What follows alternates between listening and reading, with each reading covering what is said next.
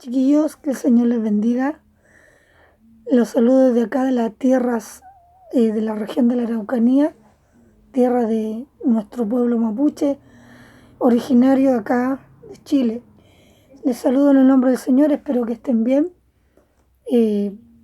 Acá nosotros muy bien, gracias a Dios, con la familia. El día está nublado, ha estado lloviendo. Y bueno, voy a dar inicio a la clase número 5, parte 2, para ir avanzando, porque estamos un poquito atrasados. Y voy a hacer también ahora en la tarde la clase 6, porque voy a hacer una prueba coeficiente 2 al terminar esta clase. La estoy perfilando para darle la lista de lo que tienen que hacer, porque va a ser un trabajo con nota, ya que no podemos hacer ninguna evaluación como prueba, sino que les voy a dar un trabajo que hacer como la nota, como la tarea anterior, que era de un libro, pero esta va a ser en relación a todo lo que hemos estudiado hasta ahora. Así que si no han visto los videos, no han visto las clases, chiquillos, les garantizo que lo hagan, ¿ya? Yo voy a tratar de que las otras clases que vienen, voy a tratar de hacerlas presenciales, ¿ya? El problema es que el internet acá se cae mucho, entonces por eso yo no me atreví a hacerlas, ¿cómo se llama? Es así presencial. Pero vamos a probar y en una de esas esperamos en Dios que resulte, ¿ya? Vamos a continuar con las clases del resto de las figuras literarias. Ya estábamos viendo ahí la página 21 y 22 de su carpeta para que ustedes las abran y las vean. Que habíamos quedado de la hipérbole. La hipérbole, chiquillo, es una exageración, ¿sí?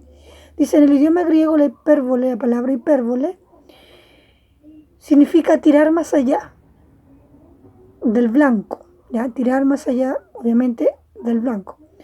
Como figura literaria significa la exageración de una idea. No debe ser entendida como mentira, la cual tiene la intención de engañar. La mentira tiene la intención de engañar. Pero la hipérbole no es una mentira, es solo una exageración, ¿ya? La hipérbole, dice, exagera de una manera evidente para dar énfasis al pensamiento. Ya, eso es solamente la hipérbole. En Deuteronomio 1:28, cuando Moisés manda a los 2 espías, ¿verdad? Después de vuelta vienen con un reporte alarmante, ¿no? Que habían gigantes, y les dice ahí en Deuteronomio 1:28, dice, las ciudades eran grandes y amuralladas, que llegaban hasta el cielo, dice. Claro, porque ellos encontraban, como las ciudades eran de gigantes, los muros obviamente iban a ser mucho más grandes del tipo de muro que ellos conocían. Entonces, ahí ellos exageran un poco al decir que llegaban hasta el cielo, ¿ya?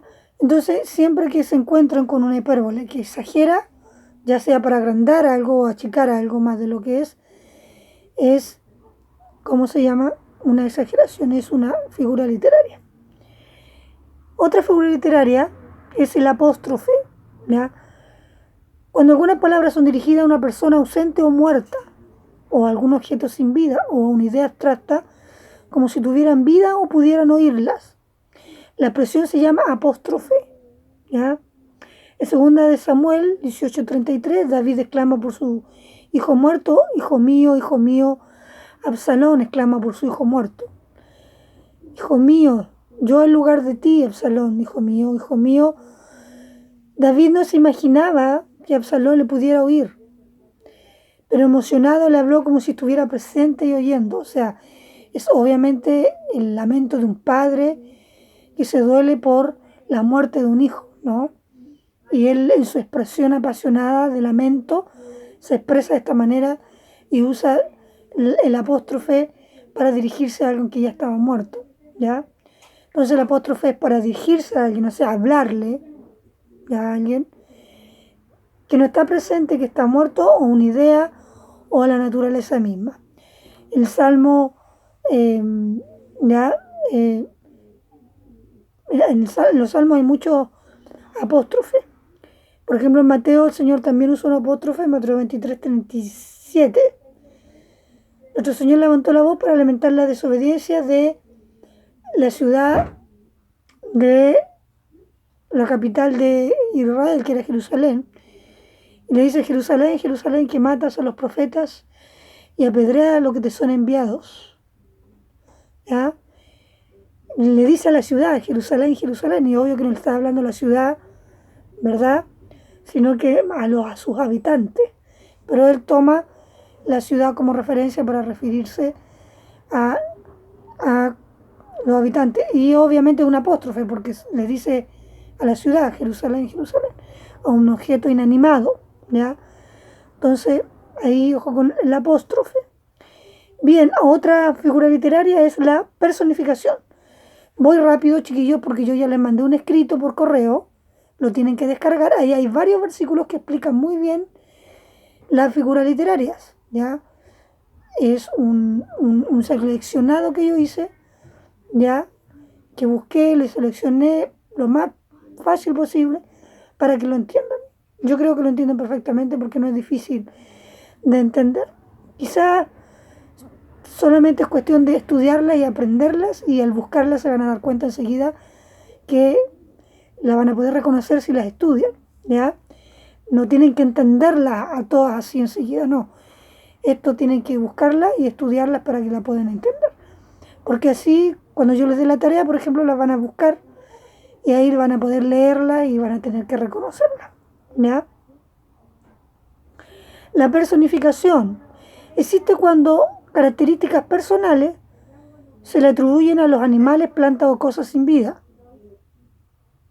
¿ya? Esta figura también se conoce como prosopopeya, que quiere decir que uno le da rasgos personales o de un ser humano, rasgos típicos que tiene un ser humano, a, por ejemplo, a algo inanimado, ¿ya? Por ejemplo, en Isaías 55, 12 dice, el profeta: los montes y los collados levantarán canción. Sabemos que los montes y los collados no cantan, ¿no? Pero le estamos dando ahí una cualidad, ¿verdad? O un rasgo cualitativo de una persona humana, porque la persona hablamos, soñamos, cantamos, reímos, jugamos, tenemos manos, tocamos, ¿cierto? Pero esto, los collados no. Entonces, es una figura, esta figura se llama personificación, porque le está dando personalidad como si fuera una persona. ¿Se entiende? ¿Ok? Bien. Por ejemplo, el Proverbio 1 del 20 al 23, la sabiduría es personificada allí. Dice Salomón: la sabiduría clama en las calles, alza su voz en las plazas. ¿Ya? Sigue hablando que se puede entender de que Dios es el que habla, obviamente. Pero ahí Salomón dice la sabiduría, le da como personalidad a la sabiduría. ¿Ya? Entonces tenemos que siempre, en su carpeta, por ejemplo, habla de la personificación.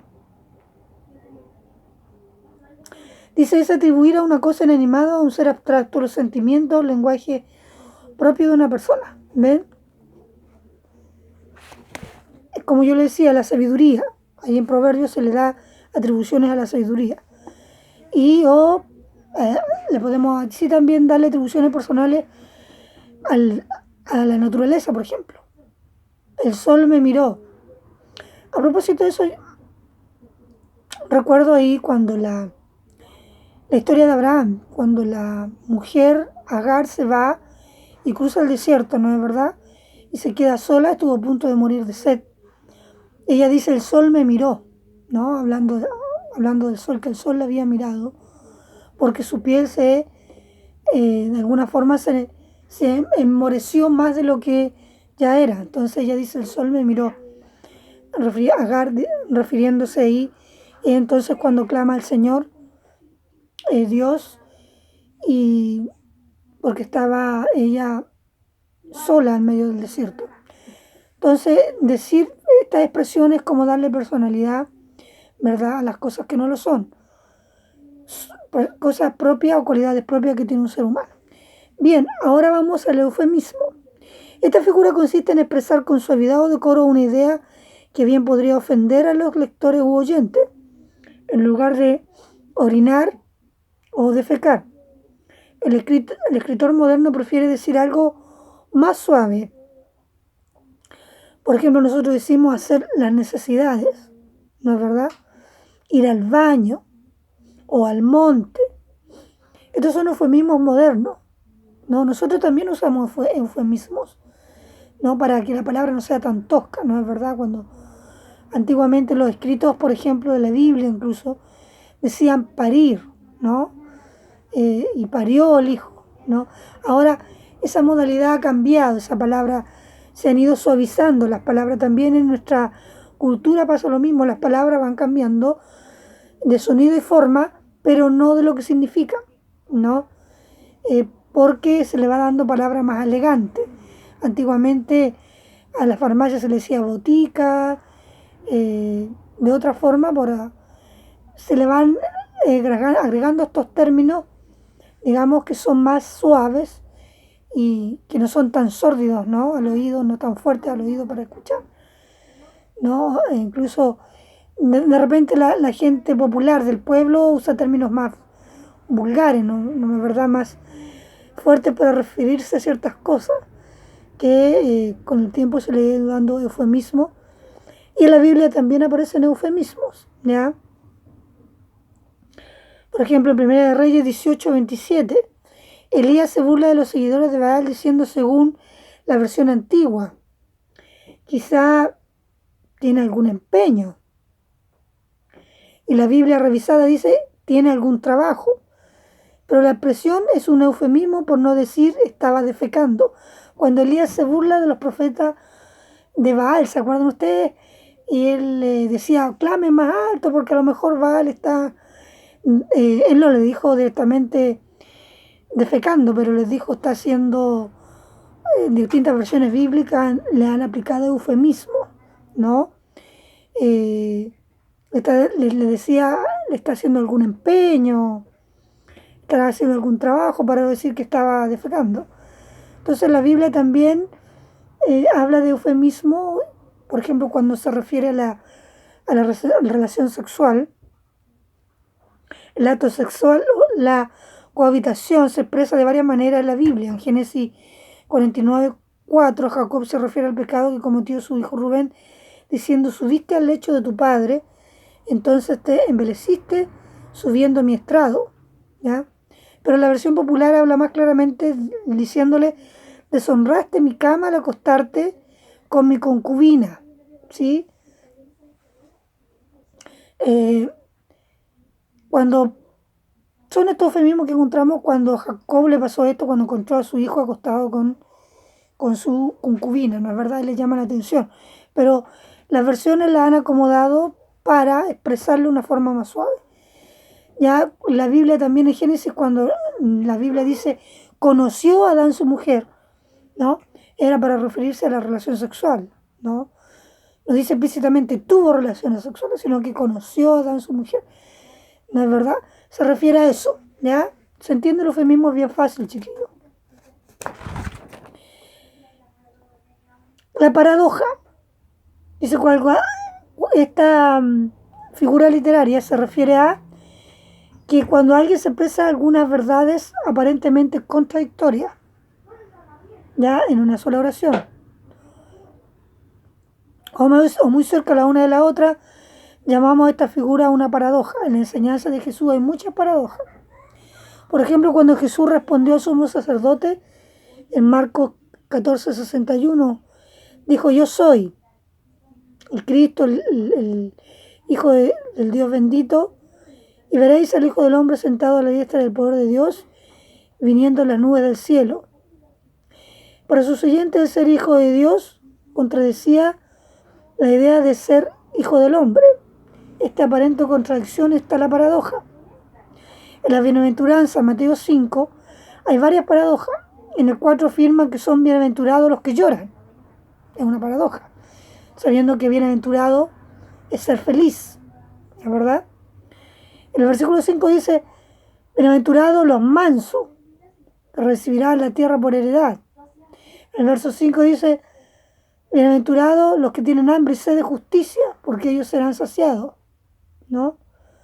Toda esta idea parecen contener contradicciones y por eso son paradojas. A través del Evangelio de Juan, Jesús expresa algunas verdades acerca del mismo que resultan paradojas Juan 4:14, 13:14, perdón, 4, 13:14 afirma que el que bebiere del agua que yo le daré no tendrá sed, sino que será él una fuente de agua para él. ¿Cierto? Sabemos que la Biblia, chiquillos, toda esta figura, siempre hay una, ¿cómo se llama? Una verdad que la palabra de Dios quiere enseñar, ¿ya? En las, por ejemplo, metáforas, y en cada una de estas hay algo que Dios quiere enseñar. Muchas de las paradojas de Jesús se pueden clasificar como enigmas, ¿ya? Y aparentemente pareciera que fueran como un juego de palabras, pero en realidad no lo son, ¿ya? Son aparentes contradicciones.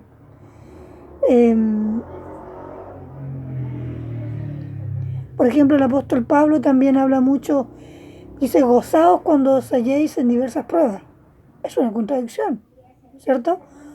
Porque a quién le va a gustar que lo estén probando, que lo estén machacando, o cuando esté en la cárcel, o cuando esté un ser amado, justamente lo que estamos pasando, ¿no? Que se está al borde de la muerte y va alguien y le dice, gózate en el Señor. Es como contradictorio. Son esas aparentes contradicciones, ¿ya? Que usa esta figura que se llama paradoja. ¿Por qué es una paradoja? Es algo contradictorio, ¿sí? Que usa, que tiene esta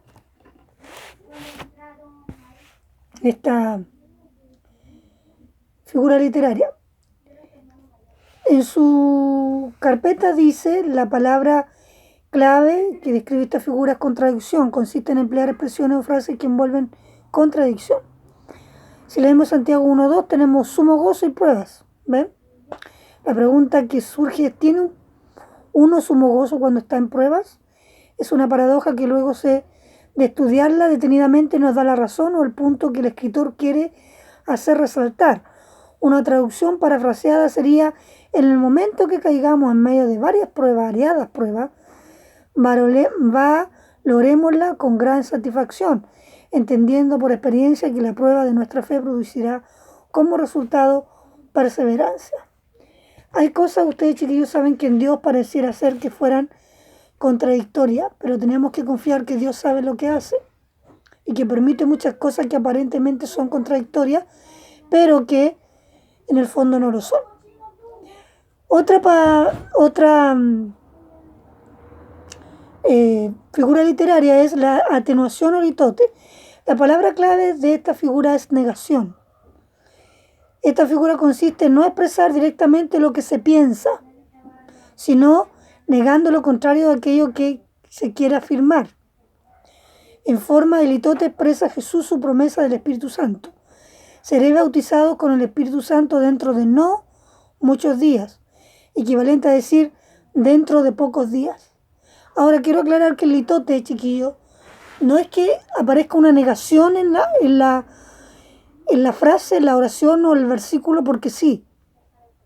Por ejemplo, que diga, él no vino. Y eso es un litote, no. El litote es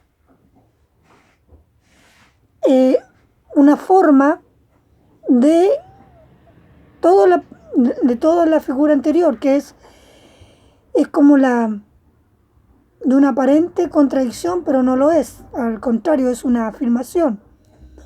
Ya dice, seré bautizado con el Espíritu Santo dentro de no muchos días, es como para reemplazar la afirmación, ¿sí? Es como para negar lo que después va a venir. No quiero que se confundan, es solamente es como que se adelanta el no para justificar lo que se viene más adelante. Por eso Cristo les dice, seré bautizado dentro de no muchos días. Es como un juego de palabras. Pero en el fondo es para hacer una confirmación. Aparece una negación, pero es para hacer una confirmación de lo que va a venir, ¿ya? Y bien, la alegoría, que es una sucesión de metáforas, que es otra figura. De todas maneras, chiquillos, yo esto ya se lo mandé por correo. Como les vuelvo a repetir, hay hartos ejemplos ahí y los van a poder ver con más calma, ¿ya? E incluso está mejor explicado. Y las últimas tres figuras que siguen, para que terminemos la clase, la alegoría, dice, es una sucesión de metáforas, generalmente combinadas en forma de narración, de cuyo significado literal se prescinde. O sea, su característica principal es la pluralidad de sus puntos de aplicación, a diferencia de la metáfora simple en la que el punto de comparación y aplicación es solamente uno, ¿sí? Si tomamos como ejemplo la alegoría del buen pastor, observamos que las palabras clave, que son tantas metáforas, son variadas. Además de pastor, encontramos ovejas, rebaños, ladrones, bandidos, asalariados, cada una de las cuales expresa figuradamente una realidad diferente, de diferente tipo. El pastor es Cristo, las ovejas sus discípulos, los ladrones y los asalariados, los falsos guías religiosos del pueblo. O sea, que la alegoría, simplemente, chiquillos, es un relato más extendido de una sucesión de metáforas, de varias metáforas, ¿sí? Dice, antes de proseguir, hemos de notar y recalcar la diferencia entre alegoría y alegorización. La alegoría es un medio legítimo usado por algunos autores bíblicos para enseñar. La alegorización es, como vimos, un método de interpretación mediante el cual el intérprete da arbitrariamente a un texto un significado que se aparta completamente del pensamiento y del propósito del autor. Cuando alguien saca de contexto una palabra cuando sacarla de contexto quiere decir que le está dando una interpretación errónea, está haciendo una alegorización, porque saca esa palabra de contexto, y el contexto quiere decir el trasfondo de cómo se dio todo eso, saca esa palabra y le da otro significado. Eso es una alegorización, ¿ya? Porque de alguna forma le está dando una interpretación errónea. Y ya estudiamos que para darle una interpretación correcta a un texto hay que situarla en el contexto histórico, o sea, en el trasfondo histórico, en el trasfondo de los hechos que el autor estaba describiendo y por qué se dieron y para qué y por qué el autor la está explicando y a qué hace referencia. Entonces, cuando eso saca de contexto, entonces se provoca la alegorización, ¿sí? Bien. Y el antropomorfismo es otra figura literaria. Se le atribuye forma humana a Dios para poder comprender un mensaje, ¿ya? Ejemplo, las manos de Dios, los pies de Dios, el rostro de Dios, etc. Es fácil porque es atribuirle a Dios una personalidad humana. Y la antropopatía, que es la última figura, se le atribuye a Dios sentimientos y emociones humanos para poder comprender un mensaje. Por ejemplo, Dios se airó, se enojó, se entristeció, Dios celó, etc. Y aquí hay una aparente contradicción también, chiquillos, porque, bueno, eso es algo que quizá podamos hablar más adelante, pero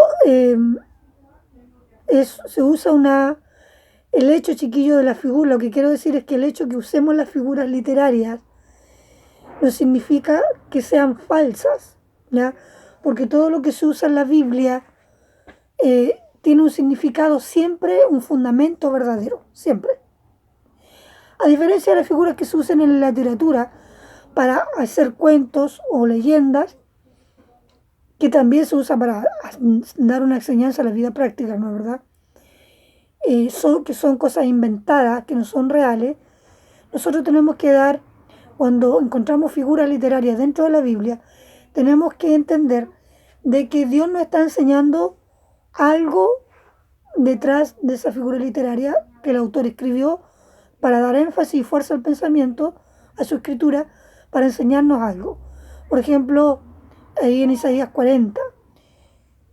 Dice, los que esperan en Jehová tendrán nuevas águilas, levantarán fuertes alas como el águila. Ahora, ¿por qué el ejemplo del águila? Por explicarle una metáfora. El águila es uno de los pocos animales que tiene la característica de regenerarse. El águila se esconde cuando el águila ya está vieja, cuando ya sus uñas se han con el tiempo endurecido y se han gastado por los años, a la edad de 40 años más o menos, se remonta a las alturas, se esconde en la roca más alta que pueda encontrar en una cueva y ahí, a fuerza con ella misma, se empieza a sacar todas las plumas se las saca con su hocico, con su pico, se saca también las uñas, ¿ya? Y también, antes de eso, también se saca el pico. Esto lo hace, ¿para qué? Para que le vuelva a salir. Ella hace una suerte de autorregeneración. Le salen plumas nuevas, espera una cantidad de días X, le salen plumas nuevas, le salen uñas nuevas y también un pico nuevo para poder volver a cazar como tienen que cazar. Entonces las uñas de sus pies, todo es nuevo, de sus pies, todo es nuevo, las plumas, todo le sale nuevo para que ella vuelva a hacer sus, ¿cómo se llama? Sus cacerías. Así que es una metáfora increíble porque si uno no estudia cómo vive el águila, no va a entender a qué tipo de fuerza se refería el autor cuando dice los que esperan en Jehová tendrán nueva fuerza. Les saldrán águilas como el águila, dice, caminarán y no se cansarán, correrán, no se fatigarán. ¿Se entiende, chiquillo? Entonces, cuando usted estudia el trasfondo de qué es lo que hace el águila para rejuvenecerse, renovar su fuerza, se va a dar cuenta que el autor se refería a esa renovación de fuerza, o sea, a dar todo nuevo. Que Dios tiene esa capacidad de dar una fuerza nueva, una regeneración tan fuerte que viene de parte de Él, que la persona es como si hubiera vuelto a nacer, a entrenar esa renovación, a entrenar todo nuevo para volver a estar actualizado por 40 años más, tal como lo hace el águila. Imagínense ustedes. Ella es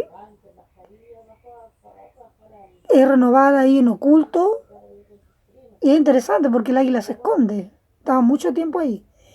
Y qué interesante es poder notarlo porque ahora estamos así, pues. Ojalá que tomemos fuerza en este tiempo, chiquillos. Y les doy aliento, les doy fuerza, les doy mucha fe, esperanza, que continuemos creyendo, chiquillos, y que tomemos esto como lección, ¿ya? Voy a terminar diciendo esta metáfora, para que escondido ahora que estamos, tomemos fuerza en el Señor y como las águilas renovemos nuestro espíritu, nuestra fe, nuestra fuerza en el Señor, para que cuando salgamos lo hagamos con unción y poder de Dios para hablar y predicar la palabra más que nunca, porque el tiempo es corto. Que el Señor los bendiga y voy a estar grabando la próxima clase o en la tarde para después enviarle las tareas. Ya, que el Señor los bendiga. Chao.